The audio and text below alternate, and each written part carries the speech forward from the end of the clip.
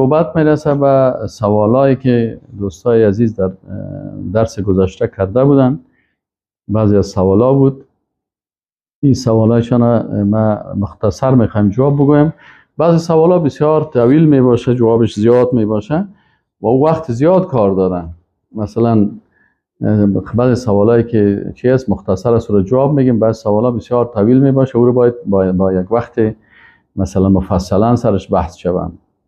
خب یک سوالی از دوستا در گذشته ای بود که این دوستا سوال کرده بودن کسی که انتخابات دموکراسی را اجازه بده، یعنی مثلا وقتی که یک عالمی باشه و این انتخابات دموکراسی را اجازه بده و بگه به مردم که در اشتراک بکنین، حکم از این چی هست؟ دوستای عزیز، دموکراسی خب وقتی که عالم هست و این فامیده هست و این دانشمند است و این مفتی هست و میخیزه برای مردم فتوا میده که بخیزین در دموکراسی اشتراک بکنین، این بسیار مشکل بسیار بزرگ است. چرا؟ به خاطر از اینکه علما مثلا محمد شاکر شریف درباره نظام دموکراسی میگه که هذا النظام یستحق ان نطلق علیه حکم الطاغوت. این میگه دموکراسی که است بالای از چی است؟ مستحق از است که بالای از ما اطلاق بکنیم حکم طاغوت. پس دموکراسی حکم طاغوت است. میگه ما معنی ذلك ان یکون الامر و النهی كله لغیر الله سبحانه و تعالی. میگه به خاطر از اینکه در دموکراسی امر و نهی یکی است، کل قوانین توسط مردم ساخته میشه و از شریعت این است. چرا؟ در دموکراسی چی هست؟ زمینی بودن قانون یک اصل دموکراسی هست و انتخابات یک اصل دموکراسی هست و عدم موجودیت معیار مطلق، مثلا در اسلام معیارهای اخلاقی است، این دموکراسی نیست و قانون آسمانی را قبول ندارن. قانون زمینی که هست که حکومت مردم توسط مردم برای مردم میشه. بالاخره این عالم میگه که اینمی نظام چی است؟ نظام دموکراسی نظام طاغوتی هست. خب ما بعضی اقوال میخوانم و یک عالم دیگه به نام احمد الحسین در مورد دموکراسی میگه که ان عبادت الالهه من دون الله ما زالت قائمه. میگه عبادت غیر الله میگه تا امیال هم هست و این تغیرت الاسماء، اگرچه میگه نامهایش تغییر کرد و تباینت الالفاظ، الفاظش تغییر کرده، لکن امو بت پرستی هست با نامهای جدید. فالقومیت بدلا من اللات، مثلا قوم پرستی به عوض چی آمده؟ به عوض لات آمده. او وقت مردم لات عبادت میکنن، آل قوم پرستی میکنن، قوم پرستش میکنن، بیرق پرستش میکنن، بیرق ماچ میکنن، به خاطر بیرق خودم میکشن. این قوم پرستی است، این بیرق ملی است. ساز میگن این سرود ملی هست. این مثل که سابق لات پرستش میشد، امروز قوم پرستی است. دیگهش وطنیه.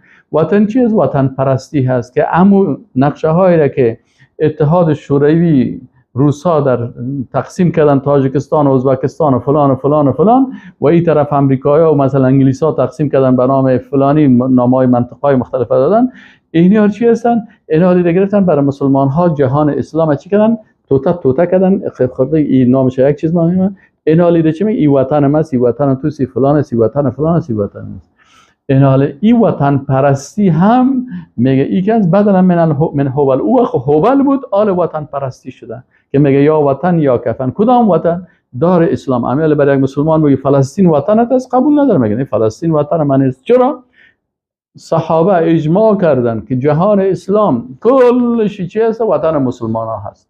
اجماع اصحاب رسول الله صلی الله علیه و سلم شده و به هدایت رسول الله صلی الله علیه و سلم که این جهان اسلام، جایی که مسلمان ها هست، سرزمین مسلمان ها هست، این دار اسلام است. جاهایی که کافرها حکم کفر میکنن، این چی است؟ گرفتن مثلا سرزمین مسلمان ها رو تکه تکه کردن، این چی شده؟ به نام وطن پرستی.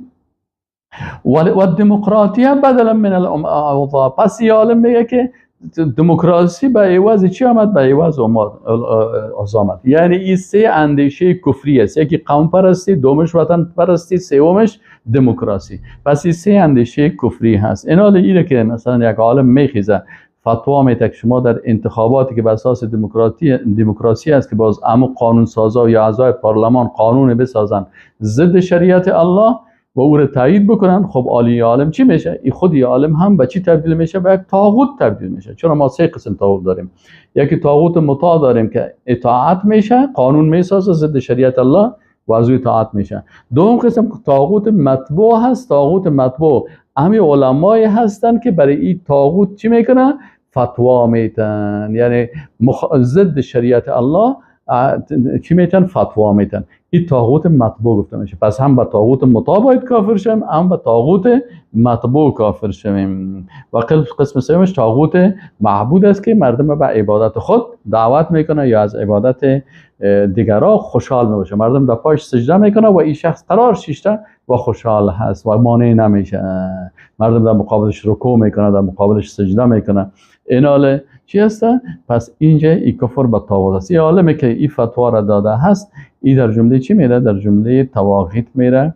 و علما اینجا زیاد اقوال است. مثلا عبدالمجید زئی میگه که 50 عیب دموکراسی را بیان کرده که در 50 عیب ازی یعنی به این معنا که یعنی این کفر است. و مثلا از علما، مثلا بعضی از علما هست که علمای مثلا معاصر هم هست، مثلا اگر نامایشان بگیم یکی از علما صالح منجد هست، این میگه که لا شک ان النظم الدموکراتیه احد صور الشرک الحدیثه. یه عالم از فتوا میده و میگه که شک در این نیست که نظام های دموکراسی که هست از جمله شرک معاصر است.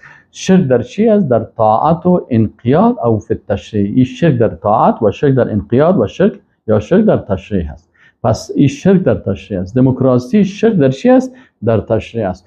این حال وقتی که این عالم که مفتی هست و این گپ میزنه، به این حساب به این معنا هست که کسی که میخیزه مثلا دموکراسی رو مردم میگه که در اشتراک بکنین در انتخابات دموکراسی، در حقیقت این مردم به شرک بر مردم مشروعیت میده. و این عالم به چی تبدیل میشه؟ به طاغوت تبدیل میشه. و بسیار اقوال دیگه هم هست. بسیاری از اقوال است. عبدالله فقیه و دیگه مفتیای هستن در شبکه اسلامی میگن فالدموکراتیت و تنافی الاسلام. میگه دموکراسی منافات یا مخالف اسلام است. فان الحکم فی الاسلام لله وحده.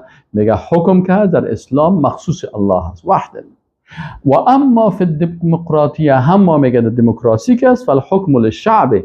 میگه اینجا حکم برای الله نیست، حکم برای مردم است. حکومت مردم توسط مردم برای مردم. و قال تعالی ولا یشرک فی حکمه احد. الله در حکمش کسی را شریک نمیسازه. پس این مردم ها چی هستن؟ میگه اینجا دموکراسی رو اینا چی گفتن؟ میگه این ضد اسلام است. خب حالا که شما سوال کردین عالمی که برازی چی میکنن؟ برازی فتوا میده، پس این عالم طاغوتی هست و این عالم باید به خود از این عالم انسان کافر شود و پشت از این نماز نمیشه. و این عالم اگر بمره برش چی است؟ در جمله طواغیت. و کسایی که باز از این علما پیروی میکنن اونا پیروای طاغوت گفتن.